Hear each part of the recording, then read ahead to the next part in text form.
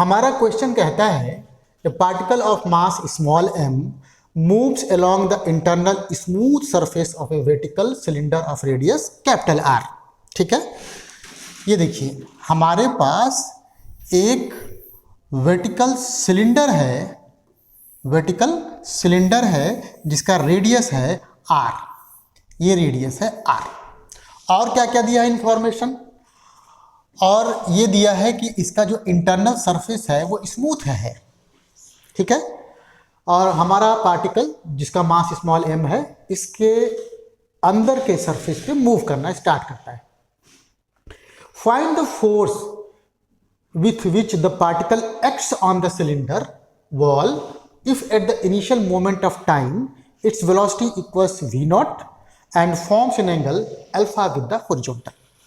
है ना, मतलब ये हो गया कि हमारे क्वेश्चन में ये दिया हुआ है कि इनिशियली जब मेरा ये पार्टिकल मूव करना स्टार्ट करता है तो हॉरिजॉन्टल से उसकी velocity v0 alpha angle form करता है। अब सवाल ये है कि अपने पार्टिकल का वेलोसिटी हॉरिजॉन्टल से अपवर्ड डायरेक्शन में पॉइंट करता है कि डाउनवर्ड डायरेक्शन में पॉइंट करता है, ऐसा कुछ नहीं दिया हुआ है। तो यहाँ पे एक कंफ्यूजन क्रिएट हो जा रहा है, राइट। और जैसा कि हम लोग शुरू से ये करते आए हैं कि पहले हम लोग क्वेश्चन को समझते हैं, एनालाइज करते हैं, उसके बाद ही तब इसको सॉल्व करते हैं। तो अब हम लोग इसको देखिए एनालाइज करना स्टार्ट करते हैं। अभी मैं अगर ऊपर से देखूँगा, इसको देखिए ऊपर से देखूँगा तो मेरा जो पार्टिकल है ना, वो कुछ इस टाइप से सर्कल में मूव करता दिखाई देगा। और इस सर्कल का रेडियस कितना है, इस सर्कल का रेडियस r है। अब देखो, अब हम मान लिए कि जो हमारा पार्टिकल है वो ये जो हॉरिजॉन्टल हुआ उससे अपवर्ड डायरेक्शन में अल्फा एंगल बनाते हुए ना, ये अल्फा एंगल बनाते हुए ऐसे मूव करना स्टार्ट करता है। तो मैं थोड़ा सा कलर चेंज कर दूं और ये मेरे ख्याल से समझ में आ जाएगा। ये देखिए ये v0 की वेलोसिटी से ऐसे है ना, और हॉरिजॉन्टल से कितना बना रहा है, हॉरिजॉन्टल से बना रहा है ये एंगल ए अल्फा, देखिए दिया हुआ है। ठीक, अब इस पार्टिकल पर अगर मैं पूरे फोर्सेस को कंसीडर करूं कि कौन कौन से फोर्स लग रहे हैं, उसके लिए यहाँ देखो इसका मास हमने ले लिया m, तो एक फोर्स तो ऑटोमेटिकली नीचे की तरफ mg, मतलब इसका वेट लगता ही लगता है। दूसरा देखो, जो हमारा सिलेंडर है उसका सरफेस कैसा है, स्मूथ है, तो वो सिर्फ और सिर्फ नॉर्मल फोर्स लगा सकता है, फ्रिक्शन वगैरह लगा नहीं सकता। नॉर्मल फोर्स ऑब्वियसली किधर की तरफ होगा, इधर की तरफ होगा। ये मान लीजिए नॉर्मल फोर्स, यहाँ तक क्लियर। मतलब ये हो गया है कि हमारा सिलेंडर हमारे बॉडी पर सिर्फ और सिर्फ नॉर्मल फोर्स n लगा सकता है। तो न्यूटन्स के तीसरे नियम के अनुसार हमारा बॉडी भी इस सिलेंडर के सरफेस पर अपोजिट डायरेक्शन में इतना ही मैग्नीट्यूड का फोर्स लगाएगा। मतलब ये है कि मुझे सिर्फ और सिर्फ n की वैल्यू फाइंड करना है। ठीक है, तो यहाँ तक हम लोग समझ गए।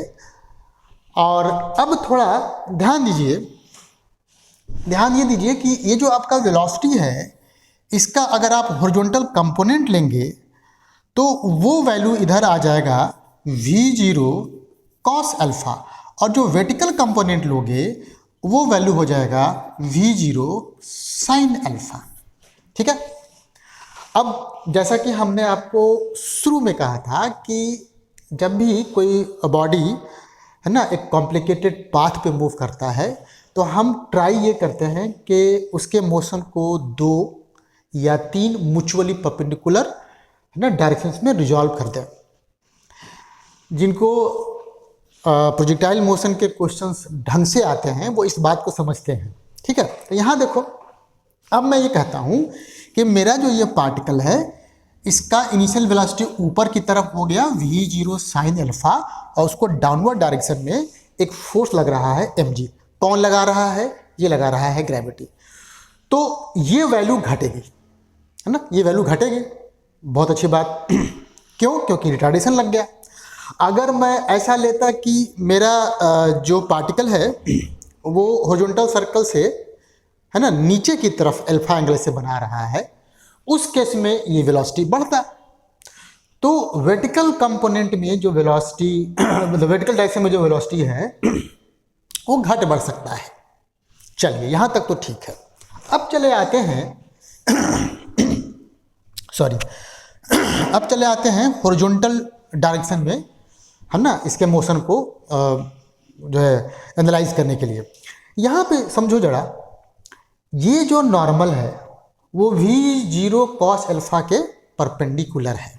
तो पहली बात, इस वेलोसिटी के मतलब इस मैग्नीट्यूड को वो चेंज नहीं कर सकता।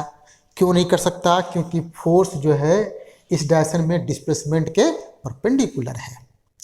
तो वर्क डन जीरो हो गया। तो वर्क एनर्जी थ्योरम से हमने ये देखा कि ये वाला स्पीड चेंज नहीं हो सकता।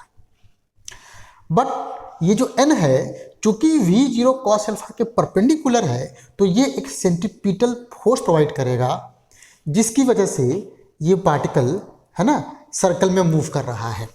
तो मैं अब अगर यहाँ इन सारी चीज़ों को एक साथ कंबाइन कर दूं तो मैं ऐसे कहूँगा कि देखो भाई, यहाँ से तुमने बॉडी को मान लो ऐसे फेंका, तो ये ऐसे हॉरिजॉन्टल सर्कल में भी जा रहा है और थोड़ा ऊपर भी जा रहा है। बट ये चेंज हो सकता है, ये चेंज नहीं हो सकता। अब मुझे अब क्या करना है? अब केवल और केवल ये लिख देना है कि भैया जो सेंट्रीपिटल फोर्स है वो तो n प्रोवाइड करेगा, और सेंट्रीपिटल फोर्स का जो वैल्यू होता है वो तो हम लोग जानते हैं, mv²/r के बराबर होता है। v क्या हो गया? v आप सिर्फ इसको लोगे, ठीक। तो ये हो गया m, v हो गया आपका v0 cos अल्फा का होल² है ना। मतलब कि आपके सिलेंडर के सरफेस ने बॉडी पर इतना फोर्स लगाया। तो जैसा कि हम लोग शुरू में ही कह चुके थे कि इतना ही मैग्नीट्यूड का फोर्स हमारा बॉडी, हमारा पार्टिकल अपने सिलेंडर के सरफेस पर अपोजिट डायरेक्शन में लगाएगा। तो यही मेरा आंसर आ गया, है ना, यही मेरा सिंपली आंसर आ गया। देखिए कितना आसान सा था, निकल गया।